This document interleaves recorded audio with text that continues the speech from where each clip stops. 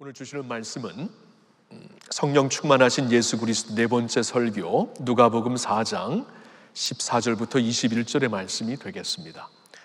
누가복음 4장 14절에서 21절의 말씀 제가 읽겠습니다. 예수께서 성령의 능력으로 갈릴리에 돌아가시니 그 소문이 사방에 퍼졌고 친히 그 여러 회당에서 가르치심에 뭇 사람에게 칭송을 받으시더라. 예수께서 그 자라나신 곳 나사렛에 이르사 안식일에 늘 하시던 대로 회당에 들어가사 성경을 읽으려고 서심해 선지자 이사야의 글을 들이거늘 책을 펴서 이렇게 기록된 데를 찾으시니 곧 주의 성령이 내게 임하셨으니 이는 가난한 자에게 복음을 전하게 하시려고 내게 기름을 부으시고 나를 보내사 포로된 자에게 자유를, 눈먼 자에게 다시 보게 함을 전파하며 눌린 자를 자유롭게 하고 주의 은혜의 해를 전파하게 하려 하심이라 하였더라. 책을 덮어 그 맡은 자에게 주시고 앉으시니 회당에 있는 자들이 다 주목하여 보더라. 이에 예수께서 그들에게 말씀하시되 이 글이 오늘 너희 귀에 응하였느니라 하시니. 아멘. 어제를 비롯해서 지난 그 3주의 그 토요일을 사용해서 New Wave Leadership School을 제가 좀 인도했습니다. 토요일은 뭐 다른 것은 안 하지만 이 New Wave Leadership은 좀 지금 정말 정성과 말씀으로 투자해서 세우는 것이 좋겠다. 우리 교회의 미래를 위해 또 한국교회의 미래를 위해 오늘날 다음 세대 청년들의 좋은 리더십을 세우는 것은 정말 중요한 일이기에 토요일을 사용해서 이제 리더십 스쿨을 이제 작년에 거쳐서 이제 오늘 금년에 두 번째 했는데요. 어제 이제 그 마지막 리더십 스쿨을 끝내면서 이제 질의 문답 시간이 있었는데요.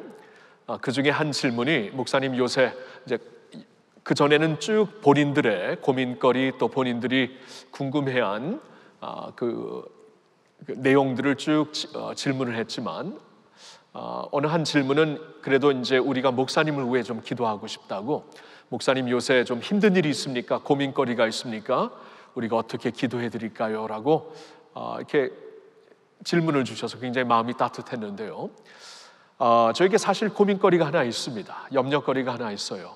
사실 교회와 성도들을 생각하면 염려가 됩니다.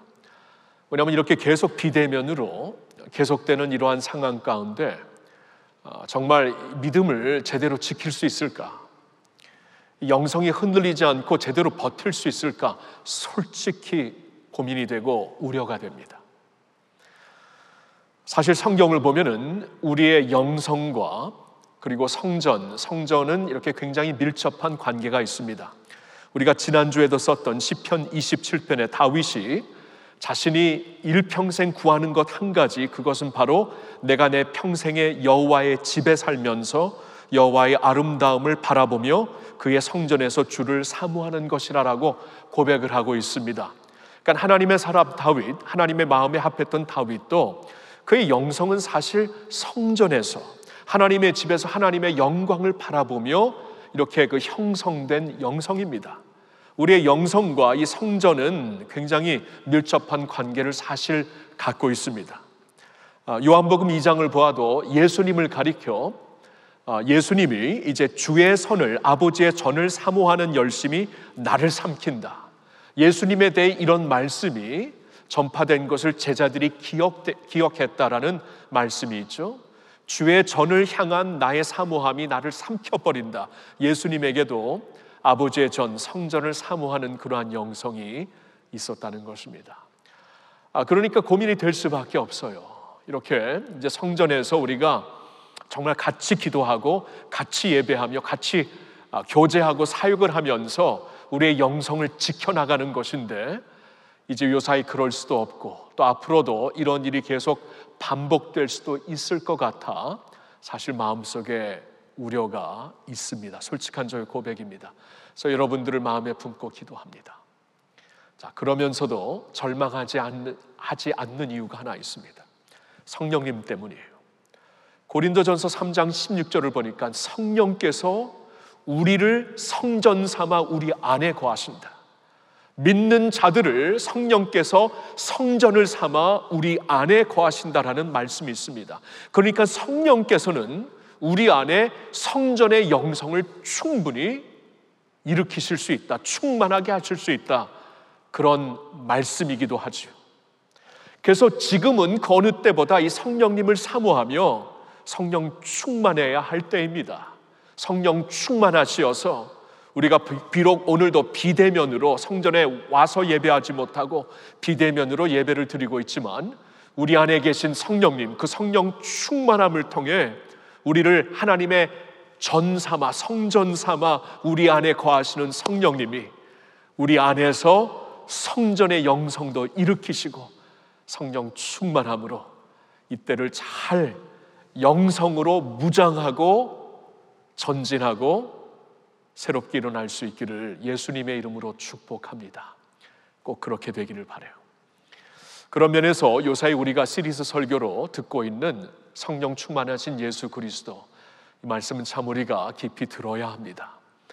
예수님을 통해 성령 충만한 표준과 모델을 삼아 정말 성령으로 사는 것이 이런 것이구나, 성령으로 이끌림을 받는 것이 이런 것이구나, 이 팬데믹을 지나면서도 성령으로 이끌림을 받는 삶은 이렇게 사는 것이구나, 우리가 깨닫고 그 성령으로 우리가 충만할 수 있기를 바라는 것이에요. 자, 오늘 네 번째 설교가 되는데요, 오늘 말씀에서는 이제 예수님이 광야에 가서, 성령에 이끌려 광야에 가서 마귀에게 시험을 받으시고 또 성령 충만한 가운데 그 모든 시험을 이기시고 40일 금식 기도를 끝내시고 예수님은 이제 고향으로, 자신이 살고 있는 고향으로, 마을로 돌아오십니다. 그래서 오늘 말씀을 보면은 성령의 능력으로 갈릴리에 돌아가셨다. 그리고 16절에 보니까 자라나신 곳 나사렛에서 회당에 들어가신 그 한 사건을 우리에게 주목하게 하십니다.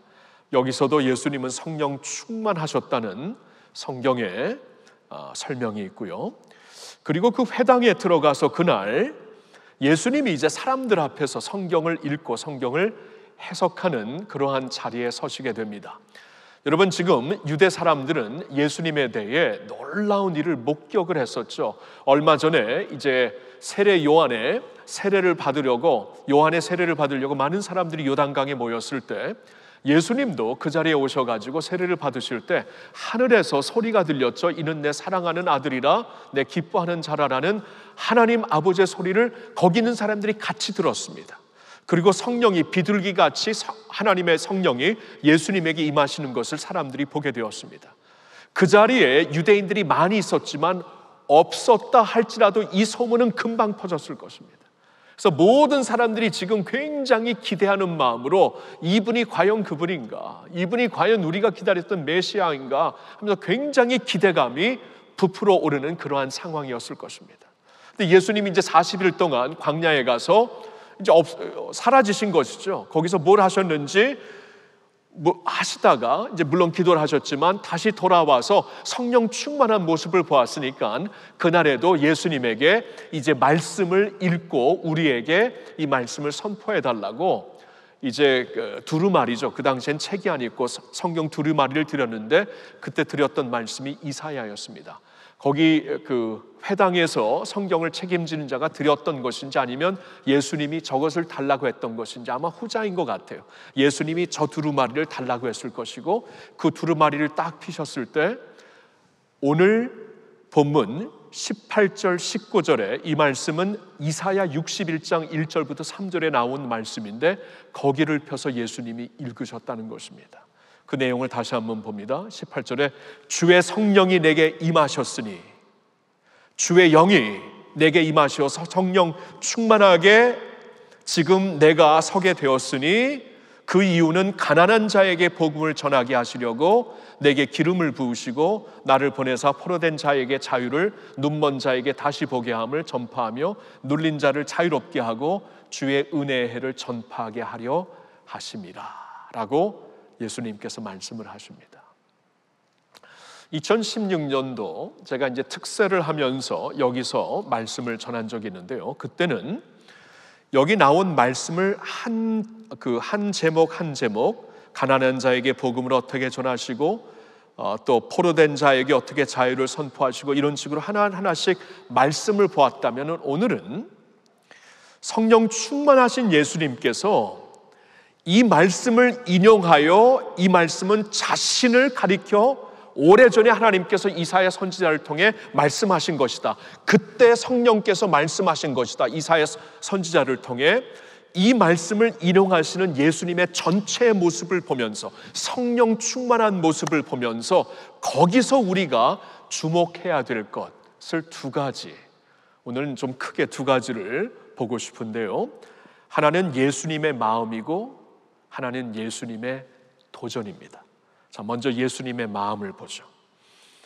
여러분, 성령 충만하신 예수님의 마음이 어떤 마음이었는가? 성령 충만하시어서, 성령이 그에게 임하시어서 이 말씀을 가지고, 이 말씀이 지금 나를 통해 여러분들 삶 가운데 또 이 역사 가운데 이루어지는 것이다라고 얘기하신 예수님의 마음은 어떠한 마음인가? 분명히 가난하고 약한 자들을 위해 오신 주님이라고 우리가 그 마음을 볼 수가 있습니다. 가난하고 약한 자들을 위해 오신 주님. 여러분, 오해는 없어야 되겠죠. 가난한 자들만을 위해서 오신 예수님은 아닙니다. 약한 자들, 포로된 자들, 눈먼 자들만을 위해서 오신 예수님은 아닙니다. 그러나 예수님이 성령 충만하신 가운데 특별히 이 구절을 가지고 자신에게 인용하셨다는 것은 바로 이 마음을 갖고 이 세상에 오셨다는 것을 우리에게 분명히 알려주시는 것이죠. 나는 가난한 자들을 위하여 복음을 전하러 온 것이다. 포로된 자들을 위하여, 결박된 자들을 위하여, 그러니까 눈먼 자들을 위하여, 병든 자들을 위하여, 눌린 자들을 위하여, 상한 자들이죠. 마음이 무너진 자들이죠. 그런 자들을 위해 내가 이 세상에 와서 은혜의 해를 선포하는 것이다라고 예수님께서 말씀하시고 있습니다. 성령 충만하신 예수님을 보기 원하세요? 성령 충만하신 예수님의 마음을 알기 원하세요? 여기 있습니다. 가난한 자들, 약한 자들 가슴에 품고 오신 성령 충만하신 예수님이십니다. 여러분, 복음서에 쭉 나열되고 있는 예수님의 사역을 보아도 예수님은 가난한 자들만을 위해서 오신 것은 아니지만 주로 가난한 자들에게 복음을 전하시면서 사역을 하셨습니다. 병든 자들만을 위해서, 약한 자들만을 위해서만 오신 건 아니지만 주로 그들을 위해서 사역하시고 그들에게 찾아가셨습니다. 예수님의 이 두루 다니시면서 하시는 사역을 잘 이렇게 정리해주는 구절이 하나 있는데요. 마태복음 9장 35절과 36절입니다. 여기 보면 예수께서 모든 도시와 마을에 두루 다니사 그들의 회당에서 가르치시며 천국 복음을 전파하시며 모든 병과 모든 약한 것을 고치시니라. 자, 35절을 좀 보시면은요, 예수님이 이제 모든 곳을 다니시면서 누구를 찾아가셨는가? 하신 일이 복음을 전파하고 말씀을 가르치신 것인데, 그와 함께 모든 병과 모든 약한 것을 고치시는 일을 같이 했다. 그러니까 예수님이 찾아가신 무리들은 병든 자들, 약한 자들, 가난한 자들, 외면된 자들, 압박받는 자들이었다는 것이에요. 그래서 이제 다음 구절을 보면 36절, 그 무리를 보시고 불쌍히 여기시니 이는 그들이 목자 없는 양과 같이 고생하며 기진함이라. 여러분, 양들이 목자를 잘못 만나거나 못 만나면 얼마나 고생하며 기진맥진합니까? 예수님은 그런 무리들을 찾아가셨다는 거예요. 그렇죠? 이 세상에서 주님 없이도 풍부하게 살 수 있는, 하나님 없이도 부유하게 살 수 있는, 쩡쩡하게 살 수 있는 그런 사람들을 찾아가신 게 아니라, 그렇죠? 그래서 예수님은 나는 병자들을 찾아왔다. 의인을 찾아온 게 아니라 죄인들을 찾아왔고, 건강한 자들을 찾아온 게 아니라 병자들을 찾아온 것이다라고 말씀을 하신 거예요. 그래서 예수님은 특별히 지금 이렇게 기진맥진하고 고생한 사람들을 찾아가서 목자 없이 방황하고 있는 양들처럼 보이는 무리들에게 특별히 다가가 말씀을 전하시며 구제하시며 고쳐주시며 사역을 하셨다는 것입니다. 이게 예수님의 마음이에요. 성령 충만하신 예수님의 마음입니다. 제가 언젠가 그 인도에서 이제 인도 교계에 참 그 존경을 받고 많은 그 구제 사역과 복음 사역을 하시고 있는 한 그 인도 교계 지도자와 이렇게 말씀을 나눈 적이 있어요. 그래서 인도가 지난 한 30년, 40년간의 굉장히 놀라운 부흥을 경험하고 있습니다.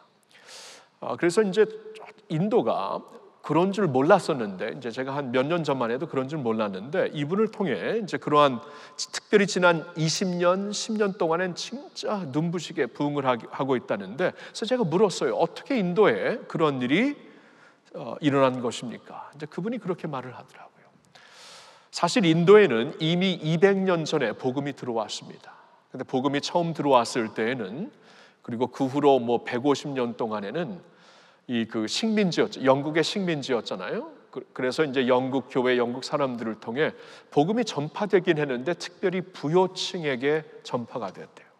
근데 지난 50년 전부터는 이 그 방향을 바꿨다고 합니다. 대상을 바꿨다고 해요. 그래서 이제는 부요층이 아니라 빈곤층을 향해 교회가 사역을 하며 복음을 펼치고 구제 사역을 하면서 선교를 했는데 이게 키가 되었다고 말씀을 하더라고요. 빈곤층을 향해 교회가 확 방향을 바꿨을 때 하나님께서 새로운 부흥의 바람을 주셨고 오늘까지 불게 하셨다. 그 말씀을 주시는데 저에게는 큰 그 교훈으로 마음에 새겨졌습니다.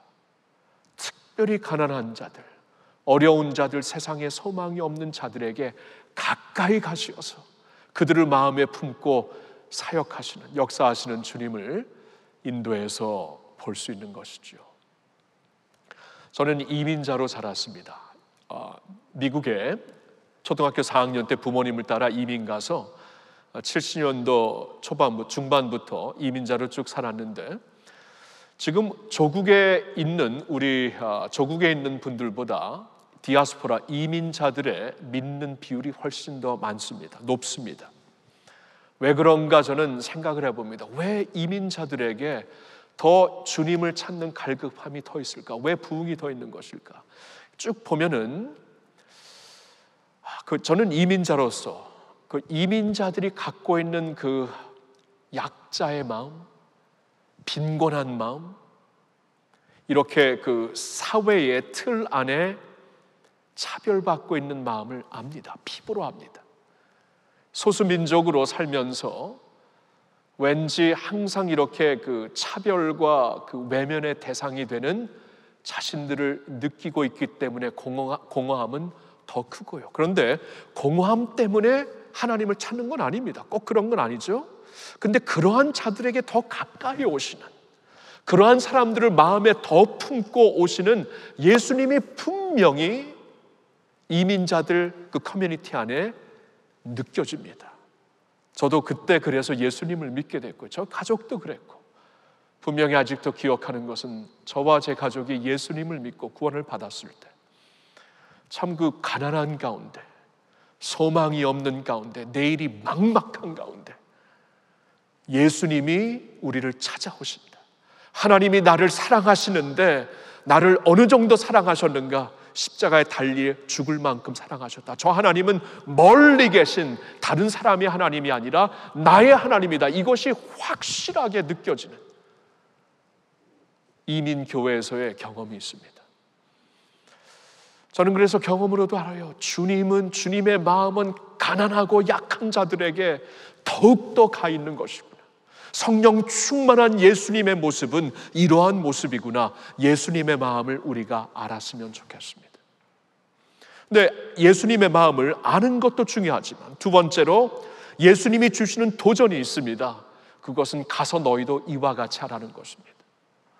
우리에게 주시는 도전, 오늘 주님의 교회에게 주시는 도전, 가서 너희도 이와 같이 하라. 사실 이 말씀은 선한 사마리아인의 그 비유를 말씀하시면서 마지막으로 던져주신 말씀이 가서 너도 이와 같이 하라였습니다.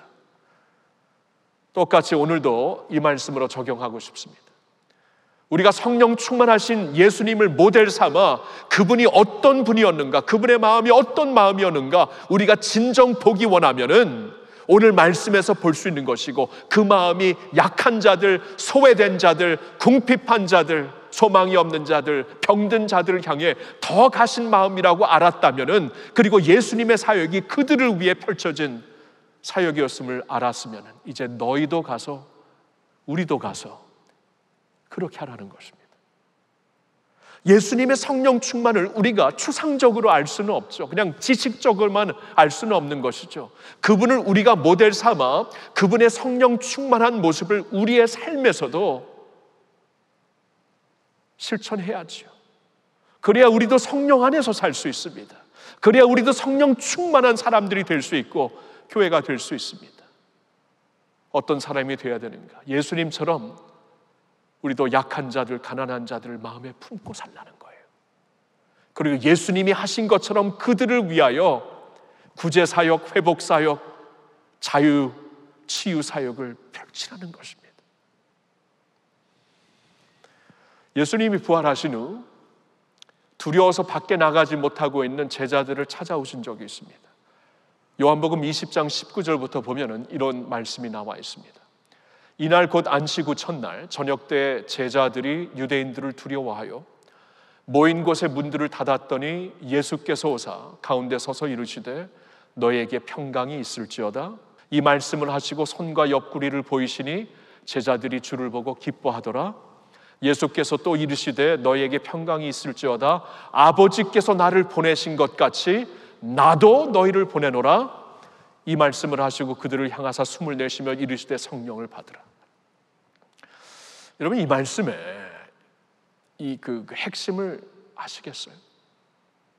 지금 제자들은 예수님이 자신들을 위해 죽으신, 십자가에 달려 죽으신 예수님을 목격한 사람들이고, 아니 그것을 넘어 이제는 부활하신 예수님을 목격한 제자들이었습니다. 근데 그들이 두려워서 유대인들을 두려워해서 밖에 나가지 못하고 있었어요. 왜 그런지 아세요? 성령을 받지 못했기 때문에. 성령 충만하지 못했기 때문에. 성령 충만하지 못하면 아무리 우리가 예수를 믿어도 두렵습니다. 아무리 신앙이 있어도 세상이 두렵기 짝이 없습니다. 밖에 나갈 수가 없습니다. 여기에 남아있기를 원합니다. 안전지대의 둥지에 남아있기를 원합니다. 근데 예수님이 그런 자들을 찾아오시어서 아버지께서 나를 보내셨듯이 내가 너희를 세상에 보낸다. 그러면서 자신에게 임한 성령을 그들에게 허락을 하십니다. 여러분, 이 핵심은 예수님이 자신이 받은 성령으로 제자들에게 충만하게 하셔서 그들을 세상에 보내시어 자신이 했던 일, 아버지께서 성령 충만으로 나를 보내셔서 하게 하신 일을 이제 너희들로 하여금 지속되게 할 것이다. 내가 시작한 일을 너희들이 계속할 것이다 라고 제자들을 보내신 것이에요. 그러니까 우리도 두려워할 수밖에 없는 이 세상, 어쩔 때는 이질감이 나는 이 세상, 그쵸? 이번 주에도 북한이 그냥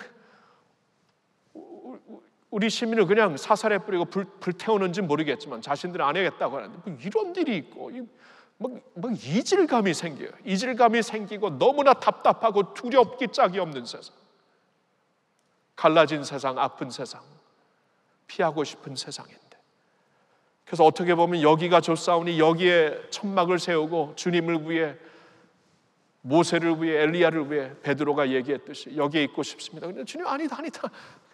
내가 너를 보낸다. 그냥 보내는 게 내가 받은 성령으로, 나에게 임한 성령으로 너희도 이제 임하게 하여서 내가 했던 일을 너희들이 할 수 있도록 보내는 것이다. 여러분, 그럼 이 말씀이 무엇일까요? 가서 가난한 자들에게 복음을 전하라. 포로된 자들에게 자유를 선포하라. 눈먼 자들에게 이제 볼 수 있음을 선포하라. 눌린 자들을 자유롭게 하라. 이 일을 하라고. 예수님께서 그러니까 이 세상에 오셔서 하나님의 은혜의 해를 선포하셨는데, 그 은혜의 해는 계속된다. 너희를 통해 계속된다. 너희로 말미암아 그 은혜의 해는 계속 세상에 선포되어야 하는 것이다 라고 말씀을 하는 거예요. 저는 요사이 이제 한국교회를 보면서 이제 하나님께서 리세팅을 하시고 있죠. 힘들지만 감사한 일입니다. 좀 리세트가 재설정이 되어야 돼요. 저부터 재설정이 돼야 되는데, 한국교회 목사들이 재설정들하고, 한국교회 지도자들이, 한국교회 성도들이 재설정들하고 하나님께서 이때로 허락하시는 것 같아요. 아프지만. 그러면 재설정돼야죠. 여러분, 회복이라는 것은 옛날 상태로 돌아가는 게 회복이 아닙니다. 성경을 보니까 회복은 옛날 상태로 돌아가는 것이 아니라 예수님을 따라가는 것이에요. 그게 회복이에요. 그게 회복. 그러니까 이제 이 리세팅을 통해서 우리가 이제 예수님을 따라가는 교회, 예수님을 더욱더 따라가는 교회, 더욱더 따라가는 성도들, 그러한 지도자들이 돼야 되는데, 어떤 모습으로 우리가 재설정되어야 할까요? 오늘 말씀입니다. 한국교회를 향해 오늘 성령 충만하신 예수 그리스도의 모습으로 우리에게 주시는 말씀은, 가난한 자들을 위해, 약한 자들을 위해, 억압받은 자들을 위해, 소외된 자들을 위해, 버림받은 자들을 위해 나서는 교회가 되어라. 여러분, 한국교회가 시작되었을 때 120년, 130년 전에 놀라운 부흥이 있었어요. 근데 그때 그 부흥은 이제 복음을 갖고 이제 들어온 선교사님들도 그렇고요. 또 중국 땅에 가서 우리 한국인들 중에 직접 복음을 듣고 들어온 분들도 있고, 하여튼 초대교회 역사를 보면 한국에 굉장한 놀라운 일이 많은데, 그때 분명히 보여진 영성이 가난한 자들, 아픈 자들, 소외된 자들, 버림받은 자들을 위한 하나님의 교회의 사역의 모습이었습니다. 그들을 위해 병원이 지어지고, 그들을 위해 학교가 지어지고, 일평생 태어난 지위 때문에 일평생 공부 못하고, 여성으로 태어났다는 이유 때문에 일평생 공부 못하고 미진으로 살 수밖에 없었던 그러한 나라에 와서 공부할 수 있는 기회를 주고, 전염병이 뭐예요? 그때는 감기 하나 잘못 들려도 다 죽었는데, 그렇게 너무나 연약해진 나라를 위하여서 병원이 세워지고 의료국이 세워지는, 여러분, 아픈 자들, 가난한 자들, 힘이 없는 자들을 위해 교회가 나섰기 때문에 부흥한 것이었어요. 교회 역사에 놀라운 그 기록이 있습니다. 1910년도에 에딘버러의 세계 선교 대회, 제1회 세계 선교 대회가 있었는데, 그곳에서 발표된 내용 중에 무슨 내용이 있는지 아세요? 이후로 세계 부흥은 한국교회가 이끈다. 한국의 동방에 예루살렘이 이미 세워졌다. 이게 1910년이었습니다. 1910년. 역사로 보면 굉장히 어두웠을 때 세계는 다르게 봤어요. 세계교회는 한국교회가 부흥을 일으킨다. 왜냐하면 그곳에 하나님의 영광이 임했거든요. 근데 그곳 하나님의 영광이 어떻게 임했는가? 성령 충만한 주의 백성들이 복음을 가난한 자들을 위해, 주님의 구제와 치유와 회복의 사역을 억압받은 자들을 위해 복음 사역과 함께 펼쳤기 때문에 주님의 영광이 임했고, 세계 교회가 여기 소망이 있다고 말을 했던 것입니다. 1910년도. 근데 110년이 지난 220년도에는 참 다른 그림이 그려져요. 다른 그림이 그려져요. 그래서 지금 리세트를 반드시 받아야 되고, 리세팅하면서 우리에게 꼭 필요한 것이 무엇인가? 성령 충만인데, 그럼 성령 충만한 예수님의 모습은 무엇인가? 복음과 함께 구제 사역, 돕는 사역, 치유 사역, 회복 사역. 그동안 알게 모르게 한국교회가 성공, 번영, 파워, 영양권, 여기에 몰두되면서 지난 20년, 30년 온 것 같아요. 리세팅 돼야 됩니다. 예수님의 모습처럼 리세팅 돼야 돼요. 가난한 자들에게, 약한 자들에게 다가갈 수 있는 사람들이 돼야 돼요. 외면당하는 자들, 버림받은 자들이 불편하지 않은 교회가 돼야 돼요. 성공하는 자들만 모인 교회가 아니라 성공하지 못한 자들이 와서 같이 찬양하며 주님을 붙잡을 수 있는 그러한 소망의 교회가 되어야 합니다. 그렇게 리세팅이 반드시 되어야 할 것 같아요. 오늘날 인도네시아에 참 그 성도의 숫자가 5천만이 넘다. 거의 6천만이더라고요. 그럼 우리나라보다 한 6배, 7배 이상이죠. 여러분, 인도네시아는요, 세상에서 무슬림 그 인구가 가장 많은 나라예요. 2억이 넘는 인구니까. 근데 그 중에 20%가 크리스천이에요. 20%가. 저는 이 TW 세계 변혁 운동을 하면서 이 사역을 루이스 부시 박사와 함께 시작하신 이만 산토소 장로님이 계신데 그분에게 여쭤봤어요. 아니, 어떻게 인도네시아 언제부터 이렇게 무슬림들이 제일 많이 살고 있는 이 나라에 어떻게 6천만 명의 크리스천들이 있냐 물었더니 그분이 그래요. 이것은 위기로 말미암아 교회가 리세팅돼서 일어난 일입니다. 그러니까 1994년인가 아니 2000년이에요. 2000년도 2001년도에 그때 이 큰 그 사회적인 폭동이 일어났습니다. 폭동이 일어나가지고 이 그 무슬림들이 크리스천들의 모든 비즈니스와, 왜냐면 잘 됐거든요. 비즈니스와 이 교회를 막 그냥 이 탄압하고 부수고 굉장히 아픈 일이 있었어요. 그리고 굉장히 두려운 일이 있었어요. 막 다수가 일어나서 소수인 크리스천들을 막 학대하니까 어쩔 바를 모르고 이제 그런 일이 일어났을 때, 2001년도에 그 9.11 테러 사태가 있었고, 그때 굉장히 그 극단적인 무슬림들이 온 세계적으로 막 테러를 일으키는 때였는데, 그때 인도네시아의 큰 위기였대요. 근데 그 위기로 말미암아 교회들이 다 이제 문을 닫게 되고, 그렇죠? 테러 때문에 이제 뭐 다 잡혀가고 죽고 그러한 가운데 교회가 어떡합니까? 모여서 기도를 해야지. 다 같이 개교회가 아니라 다 같이 모여서 기도를 하면서 리세팅을 할 때, 그러니까 중요한 게 리세팅을 할 때 연합의 기도였고, 두 번째가 가난한 자들을 돕기 시작한 교회로 재설정됐다고 그러더라고요. 가난한 자들을 위한 helping the poor. 그동안 이렇게 번영과 파워와 어떠한 그 인플루언스와 세상에 여기에 굉장히 계속 나가고 있었던 교회들이 이 리세팅이 되면서 이 포커스를 바꿨다고 합니다. 연합의 기도, 그리고 helping the poor, 가난한 자들을 돕는 일. 그러면서 막 가난한 자를 돕기 시작하는데 2004년도에 그 쓰나미가 일어나서 그 반대 아체 그쪽에 인도네시아에 뭐 20만 명 이상이 죽었잖아요. 완전히 쑥대밭이 된 그곳에 교회가 움직여서 그것을 재건하는 데 앞장을 섰습니다. 근데 아직도 기억나요. 거기 무슬림들이 제일 많이 사는 나라인데 세계의 무슬림들은 어디가 있고 크리스천들만 우리를 와서 돕느냐. 그러면서 그들 자체가 감명을 받고 그때부터 이 부흥하기 시작한 인도네시아의 부흥이 오늘날 이 엄청난 숫자로 5천만 6천 명을 넘어가는 숫자가 되고 있다는 것입니다. 저는 이런 그 스토리들을 들으면서 우리가 주님의 능력으로, 주님의 영광으로 교회가 재설정되려면 반드시 예수님의 모습, 예수님의 성령 충만한 모습을 우리가 회복해야 되고, 그 모습은 바로 가난한 자들, 약한 자들을 위해 마음을 품고 오신 예수님을 닮아 이제 예수님의 성령으로 우리도 충만하게 되어 주님이 하신 일을 우리가 감당하는 것입니다. 여러분, 이러한 모습이 꼭 되기를 바랍니다.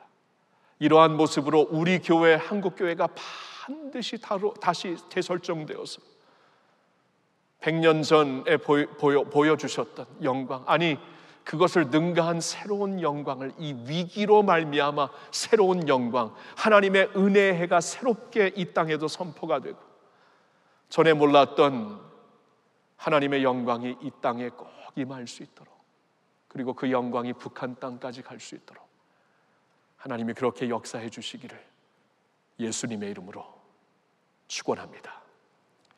이 시간에 저는 이 찬양을 먼저 부른 다음에 오늘 기도하고 축도하고 끝마쳤으면 좋겠는데요, 이 찬양은 우리 나라의 선배 목사님께서 1952년으로 생각이 나요. 한참 전쟁으로 파열된 이 땅에 아픔과 어려움을 보면서 그때 그러나 그는 절망하지 않았고 도리어 크리스천들이 이때 주님의 눈을 가지고 일어설 때이다라고 작사 작곡한 찬양입니다. 이 찬양을 통해 오늘 주신 말씀 가슴에 새기면서 우리도 이렇게 되기를 원합니다. 교회가 이렇게 재설정되기를 원합니다. 우리 간절히 기도하는 마음으로 이 찬양 불러봅시다.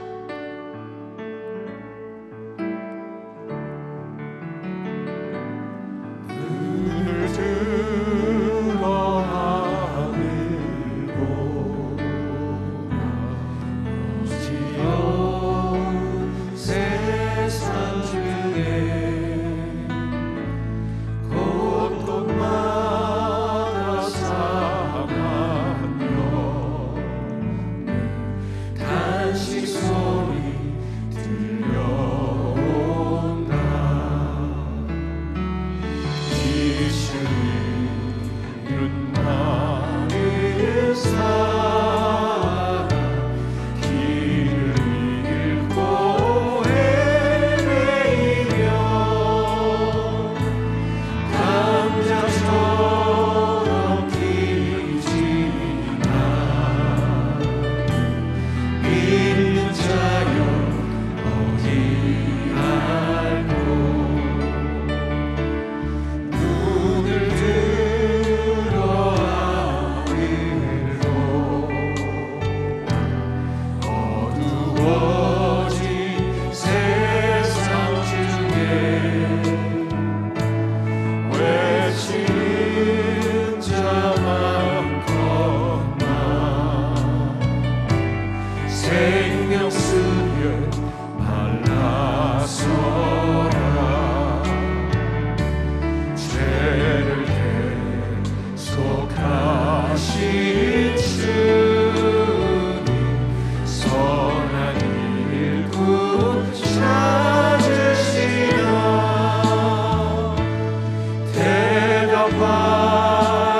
대답하리오니 믿는 자여 어디 알고 눈을 들어 하늘로 살아계신 주 하나님 약한 자를 부르시 하늘 뜻을 정하셨다. 생명 쓰는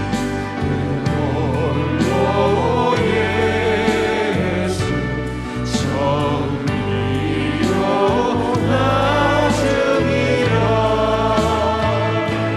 주님 너를 부르시 믿는 자여 너희 알고 눈을 들어 하늘로 다시 사신 그리스도 만 백성을 사랑하사 오래 참고 기다리네. 이내 마치 눈이 구주 그의 심판하시는 날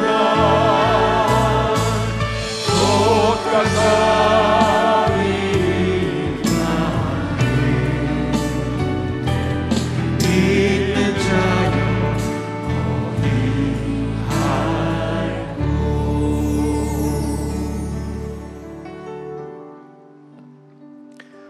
오늘 우리 모두 성령님의 탄식 소리를 들었으면 좋겠습니다.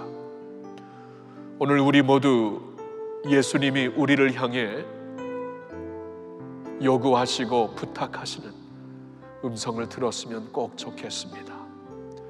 예수님은 나는 가난한 자를 찾아서 복음을 전하려 왔다. 나는 포로된 자들, 눌린 자들, 상한 자들, 소망이 없는 자들, 아픈 자들을 위해 사역하기 위해 세상에 왔다. 나는 성령 충만한 모습으로 이러한 사역을 했고 이제 그 성령 충만을 너희에게 준다. 그러니 이제 너희도 이 사역을 하여라. 주님의 그 말씀을 오늘 좀 깊이 생각했으면 좋겠습니다. 아버지 하나님, 그동안 한국교회를 비롯해서 우리는 어떻게 보면 성공하는 자들의 교회, 강한 자들의 교회, 영향력 있는 자들의 교회, 그래서 세상에 자랑거리가 있는 교회를 우리가 암암리 가운데 추구하고 사모했는지 모르겠습니다. 그러나 적어도 지금 팬데믹을 통해 모든 것을 리세팅하시고 있는 이때에, 적어도 이때에 우리는 성령님의 음성을 듣고 예수님의 모습을 바라보며 예수님처럼 가난하고 약한 자들을 향해 나갈 수 있는 마음, 그들을 품고 사역할 수 있는 교회의 심장, 정말 받는 사람들의 탄식 소리를 듣고 믿는 자여 어이할고 주님과 함께 탄식하는 소리로 기도로 나아가는 저희들이 될 수 있기를 원합니다. 하나님, 세상의 모든 위기는 기회가 아닙니까? 위기를 통해 우리를 리세팅하시어서 하나님의 은혜의 해를 새롭게 선포하시려는 줄 저는 믿습니다. 우리는 믿습니다. 그 은혜의 해를 예수님의 음성으로 선포할 수 있는 하나님의 사람들이 되어서 주님, 주의 이름으로 복음을 전하고 구제하며 치유하며 회복하는 그러한 교회, 그러한 한국교회 되게 하여 주시옵소서. 할렐루야. 주님을 사랑합니다. 성령 충만하신 주님을 사모합니다. 지금은 우리 주 예수 그리스도의 은혜와 하나님 아버지의 사랑과 성령님의 교통하심, 충만케 하심이 오늘 성령 충만하신 예수님의 마음, 성령 충만으로 감당하셨던 예수님의 사역을 본받아 우리도 그 자리로 나가기를 소망하는 주님의 모든 성도들 위해, 주님의 교회 위에 이제로부터 영원토록 함께하여 주시옵기를 우리 주 예수 그리스도의 이름으로 축원하며 기도드리옵나이다. 아멘.